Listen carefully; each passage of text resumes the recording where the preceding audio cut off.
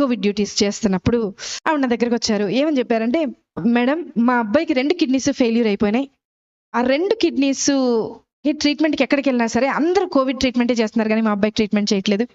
మరి ఏదో ఒక విధంగా మీరు కొంచెం సిఫార్సు చేస్తే, మీ పై అధికారికి సిఫార్సు చేస్తే మా అబ్బాయిని అడ్మిట్ చేసుకుని, బెడ్స్ ఖాళీ లేవు. 2 కిడ్నీస్ ఫెయిల్యూర్ అయిపోయిన పేషెంట్ని అడ్మిట్ చేసుకుని అక్కడ పెట్టుకుని ఎలా చేస్తారు?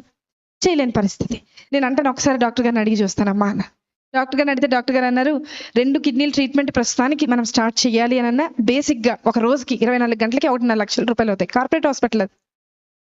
మరి వాళ్ళు కడతారా? నేను ఆవిడ దగ్గరికి వచ్చి అడిగాను. ఆవిడ ఈ బైబిల్ చూపించి అందే, అమ్మా నాకు వెనక ముందు ఎవ్వరు లేరు, నా దేవుడే నా దిక్కు, నేను ఎక్కడికి వెళ్ళి వెతకలేను, అడగలేను, దేవుడిని పట్టుకుని చెప్తున్నానమ్మా, 24 గంటల టైం ఇవ్వు, రేపటి లోపల కట్టేస్తాను. మీరు ఎక్కడైనా చూసారా హాస్పిటల్లో డబ్బులు కట్టకుండా ముందు జాయిన్ చేసుకున్న వాళ్ళు ఎవరైనా చూసారా? ఆవిడ రిక్వెస్ట్ మేరకు పై డాక్టర్తో రిక్వెస్ట్ చేస్తే జాయిన్ చేసుకున్నాం. సరే, ట్రీట్మెంట్ జరుగుతూ ఉంది. చూస్తూ ఉన్నా, మొదటి గంట చూసా, ఆవిడ ఏం చేస్తుంది, ఎవరికైనా మెసేజ్లు పెడుతుందా, ఎవరికన్నా వాట్సాప్లో మెసేజ్ పెట్టి డబ్బులు ఏమన్నా డొనేషన్ లాగా గ్యాదర్ చేస్తేమో. మధ్యాహ్నం 11:30కు ఆ సమయంలో అడ్మిట్ చేశాం. 12:30 అవ్వింది. అందరినీ అడిగా, ఆవిడ ఉన్నారు కదా, ఆవిడ ఏం తిన్నారో ఒకసారి అడుగుతారంటే మా నర్సులు అందరూ అన్నారు, మేడం ఆవిడ మోకరించింది, ప్రార్థన చేస్తుంది, అసలు మేము వెళ్తున్నా పక్కకి తప్పుకోవట్లేదు మేడం, మేము అలాగే ట్రీట్మెంట్ చేసి వచ్చేస్తున్నాం అన్నారు. సరే, ఆవిడని డిస్టర్బ్ చేయొద్దు. మధ్యాహ్నం 1:30 అయింది, చూశాను ప్రార్థన చేస్తుంది. సాయంత్రం 4:30 అయింది, చూశాను ప్రార్థన చేస్తుంది. రాత్రి 6:30 అయింది, చూశాను ప్రార్థన చేస్తుంది. రాత్రి 9:30 అయింది, చూశాను ప్రార్థన చేస్తుంది. రాత్రి 11:30 అయింది. అంటే ఆవిడ మోకరించి 12 గంటలు అవుతుంది, ప్రార్థన చేస్తుంది. 1:30 రాత్రి, 1:30 అర్ధరాత్రి ప్రార్థన. ప్రొద్దున్న 4 నెక్స్ట్ డే స్టార్ట్ అయిపోతుంది, రౌండ్స్ స్టార్ట్ అయిపోతాయి, సెక్షన్ స్టార్ట్ అయిపోతుంది, అన్నీ స్టార్ట్ అయిపోతాయి, ట్రీట్మెంట్ స్టార్ట్. మాకు స్టార్ట్ అయిపోయింది, కానీ ఆవిడకి మాత్రం ప్రార్థన ఎండవల. 7:30 ప్రార్థన. మరుసటి రోజు 8:30 ప్రార్థన. 9ంటికి బిల్ వచ్చేస్తుంది, జనరేట్ అయ్యి ఆ రోజుకి డే స్టార్ట్ అవ్వాల్సిన బిల్ వచ్చేస్తుంది. బిల్ వచ్చింది. అందరు పేషెంట్స్ రౌండ్స్ అయిపోయినాయి, ఈవిడ దగ్గరికి వెళ్ళాలి. నా పైన డాక్టర్ అడిగారు, అమ్మా ఆవిడ బిల్ కట్టారా అని అడిగారు. నేను చెప్పబోతున్నా, నాకు భయం వేస్తుంది. ఎందుకో తెలుసా, ఆవిడ కట్టకపోతే నేను కడతానని చెప్పాను ఆయనకి.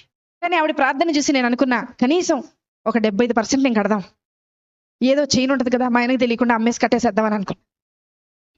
తెలిస్తే ఒప్పుకోరు కదా అనుకున్నా. ఆవిడ దగ్గరికి వెళ్తున్నాం, స్థలం లేక స్టెప్స్ కింద పెట్టారు, ఒక స్ట్రక్చర్ వేసి అబ్బాయికి ట్రీట్మెంట్ చేస్తుంది. అక్కడికి వెళ్ళేలోపు, అడుగు అక్కడికి పెట్టేలోపు డాక్టర్ గారు అన్నారు, నా పక్కన డాక్టర్ గారు అన్నారు, మేడం హాస్పిటల్ అని అన్నారు. చెప్పండి సార్, ఏదో మీరు చెప్తున్నారు అంటే ఇంకా కొంచెం టైం దొరుకుద్దేమో, ఏదైనా ఆన్సర్ ఆలోచించి ఆయనకు చెప్దాం, ఎందుకంటే ఆవిడ ఇంకా కట్టలేదు, ప్రార్థన అవ్వలేదు ఆవిడది అక్కడ. అంటే ఆయన అన్నారు, మేడం యాక్చువల్గా ఈరోజు మా అమ్మగారు చనిపోయి 10 సంవత్సరాలు అవుతుందండి, ఈరోజు 10వ సంవత్సరం వర్ధంతి. వాళ్ళకి చెప్పేయండి మేడం, వాళ్ళకి ఫ్రీ ట్రీట్మెంట్ చేసేద్దాం, వాళ్ళ దగ్గర రూపాయి కూడా తీసుకొద్దాము. నేను వెళ్ళి లేపానావండి, లేపి తీసుకొచ్చాను. బిల్లు కట్టక్కర్లేదు నువ్వు అన్నా. నాకు తెలుసు మేడం, నా భర్త వదిలేసి వెళ్ళిపోయినా, నా బిడ్డ నా చెయ్యి దాటిపోయినా, నన్ను ఈ లోకంలోకి తీసుకొచ్చిన యేసయ్య నా చెయ్యి విడిచిపెట్టడం. ఒక మాట చెప్పనా, ఆవిడ సెటప్ బాగాలేదండి, చీర మొత్తం చినిగిపోయింది, బ్లౌజ్ చినిగిపోయింది, జుట్టు సరిగా దవ్వలేదు. నేనన్నా, నీ బయట గెటప్ బాగోలేదు, కానీ నీ లోపల సెటప్ విశ్వాసం మాత్రం చాలా బాగుంది. మాకు నన్ను కూడా కలుపుకున్నా, మీతో పాటు నన్ను కూడా కలుపుకున్నా, మాకు గెటప్పులు బాగున్నాయి, పనికి రాని గెటప్పులు ఇవి, కానీ లోపల సెటప్ లేదు. బయకి గెటప్ ఏ ఉపయోగం? ఎక్కడ ఎత్తుకుతున్నారు ఈరోజు? వద్దాం ఏసై దగ్గరికి, వద్దాం ఏసై దగ్గర ఎత్తుకుతాం, ఏసై దగ్గర వెతుకుతాం. ఆవిడలాగా 24 గంటల ప్రార్థన నేను ప్రారంభించమని చెప్పట్లా, ఆవిడలాగా 10 గంటలు చేయమని చెప్పట్లా.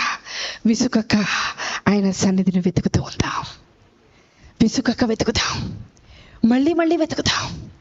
ఖచ్చితంగా నిశ్చయముగా ఆయన నీ పక్షాన కార్యము జరిగించునుగాక. ఆమేన్.